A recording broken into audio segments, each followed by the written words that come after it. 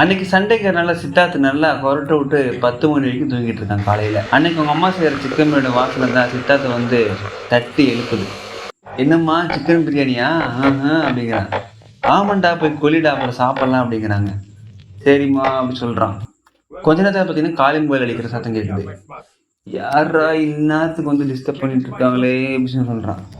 அம்மா யாரோ calling mobile அடிக்கிறாங்கன்னு சொல்கிறான். டேய் போய் ஓப்பன் பண்ணுறான், நான் குக்கிங் பண்ணிட்டு இருக்கேன்னு சொல்கிறாங்க. அப்படியே தாயோட எழுந்திரிச்சு போகிறான். ஓப்பன் பண்ணால் பக்கத்து சுரேஷனா.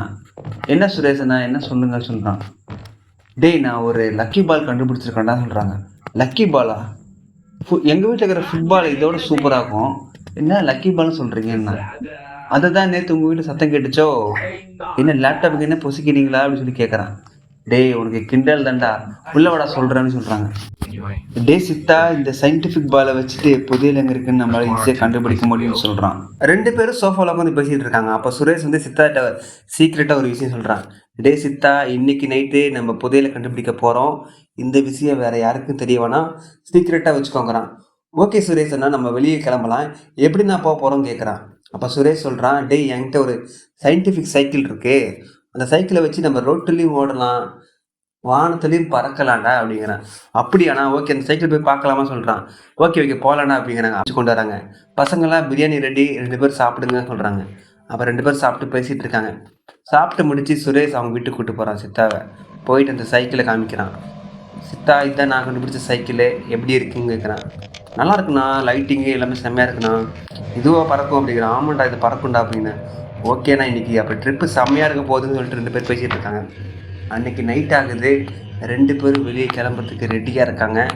2 பேரும் அந்த சயின்டிஃபிக் சைக்கிளில் வானத்தில் பறந்து போயிட்டுருக்காங்க. இன்னும் சுரேஷண்ணா, நீ வேறு மாதிரிண்ணா, எப்போயுமே அவுட் ஆஃப் பாக்ஸ் திங்க் பண்ணுற, என்னென்னமோ பண்ணுறான், நீ ஏதோ அட்வென்ச்சர் ட்ரிப் போகலாம் சொல்லிட்டு இருப்ப, அதான் இந்த அட்வென்ச்சரா செம்மண்ணா அப்படிங்கிறேன். டேய் இதுக்கே ஆச்சரியப்பட்ட பிரசித்தா, இன்னும் நிறைய ஆச்சரியம் அட்வென்ச்சரு உனக்காக காத்துட்ருக்குடா அப்படிங்கிறாங்க. 2 பேரும் பறந்து போயிட்டே இருக்காங்க. லாஸ்ட்டாக பார்த்தீங்கன்னா ஒரு காட்டில் போயிட்டு லேண்ட் ஆகுறாங்க. லேண்ட் ஆகி அப்படியே அந்த காட்டில் நடந்து போயிட்டுருக்காங்க. அந்த சைக்கிள் வேகமாக போகும், இருந்தாலும் இவங்க அப்படியே மெதுவாக நடந்து போயிட்டுருக்காங்க. கொஞ்சம் தூரம் அப்படியே கடந்து போயிட்டுருக்காங்க. பார்த்தோன்னா அங்கங்கே கொஞ்சம் சத்தம்லாம் கேட்குது. ஓகேண்ணா, நம்ம நைட்டு இங்கேயே ஸ்டே பண்ணிவிட்டு அதுக்கப்புறம் விடிய காலத்தில் போய் தேடலாம் அப்படிங்கிறான். ஓகேடா சித்தா, உனக்கு பயமாக இருந்தால் நம்ம நைட்டு இங்கேயே டென்ட்டு போட்டு ஸ்டே பண்ணலாம், அப்புறம் விடிஞ்ச உடனே நம்ம போயிட்டு புதையலை தேடலாங்கிறாங்க. 2 பேர் சேர்ந்து டென்ட்டு கட்டிகிட்டே இருக்காங்க. டென்ட்டு கட்டிகிட்டே பேசிகிட்டு இருக்காங்க. ஆனால் நாளைக்கு எவ்வளோ புதையல் எடுக்க போகிறேன்னு தெரியல, புதையல் எடுத்தால் லைஃபே மாறிடணும் அப்படிங்கிறான். ஓகேடா சித்தா, கண்டிப்பாக ஏற்றி தேடலாம் அப்படின்னு சொல்லி பேசிகிட்டு இருக்காங்க. அடுத்த நாள் விடிஞ்சதும் 2 பேரும் புதையல் தேடலான்னு கிளம்பிட்டாங்க. அப்படியே காட்டை சுற்றி பார்த்துட்டு இருக்காங்க. அப்படியே வேடிக்கை பார்த்துட்டே போயிட்டுருக்காங்க. அங்கங்கே கலராக பறவையெல்லாம் பறந்துட்டுருக்கு. அப்போ குமார் கம்முன்னு இல்லாமல் ஒரு பறவை பிடிக்கலான்னு போகிறான். போன பிறகு அங்கே தான் பார்க்குறான், ஒரு பெரிய பாம்பு அப்படி சுருண்டு படுத்துட்ருக்கு. டே சித்தா, இன்றைக்கி நம்ம செத்தண்டா அப்படிங்கிறான். டே அங்கே ஒரு பெரிய பாம்பு படுத்துட்ருக்கு, அப்படி சத்தம் போடாமல் நவுறா அப்படிங்கிறான். ஆனால் அந்த பாம்பு இவங்களை பார்த்துட்டு நம்ம சரசரன்னு திரும்பி இவங்க துரத்த ஆரம்பிக்குது. இவங்க அப்படி ஓடுறாங்க. அந்த பாம்பு வளைஞ்சி இவங்களை துரத்துது. டே இன்றைக்கி இந்த பாம்பு கிட்ட மாட்டுனா நம்ம மறுக்கையாதாண்டா அப்படிங்கிறான். அப்படியே வேகமாக போயிட்டுருக்காங்க. டே சித்தா, அந்த முன்னாடி இருக்கிற பட்டன் அமுத்துடா சொல்கிறான். டக்குன்னு அமுக்குறான். அந்த சைக்கிள் மின்னல் வேகத்தில் அப்படியே பறக்குது. ஒரு வேளையாக அந்த பாம்புக்கு எடுத்து தப்பிச்சு இவங்க அப்படியே வந்துட்டாங்க. கொஞ்ச நேரம் ட்ராவல் பண்ணி போயிட்டுருக்காங்க. அப்போ ஒரு குகையை பார்க்குறாங்க. சயின்டிஃபிக் பாலும் அந்த குகைக்குள்ளே தான் புதையல் இருக்குதுன்னு டேரக்ஷன் கட்டுது. அப்படியே அந்த குகைக்குள்ளே பயந்துக்கிட்டே மெதுவாக போகிறாங்க. அப்படியே போகும்போது பார்த்தா சைட்லலாம் பழைய காலத்து ஓவியங்கள்லாம் இருக்குது. மனிதர்கள் மிருகங்களை வேட்டையாடுறது, அவங்களோட பண்பாடுகள், பழக்க வழக்கங்கள், அது மாதிரி நிறைய ஓவியங்கள்லாம் இருக்குது. அந்த ஓவியங்களை ரசிச்சுட்டே போயிட்டுருக்காங்க. கொஞ்சம் தூரம் போனதுக்கப்புறம் ஒரு தண்ணி மேலே இவங்க சைக்கிள் போகும்போது அந்த சைக்கிளோட டயர் அப்படியே மின்னுது. அப்படியே போயிட்டுருக்காங்க. கொஞ்சம் தூரம் போயிட்டுருக்காங்க. போனால் அங்கே ஒரு பெரிய டோர் இருக்குது. ஓப்பன் பண்ணி பார்த்தா பழைய காலத்து பாத்திரங்கள்லாம் இருக்குது.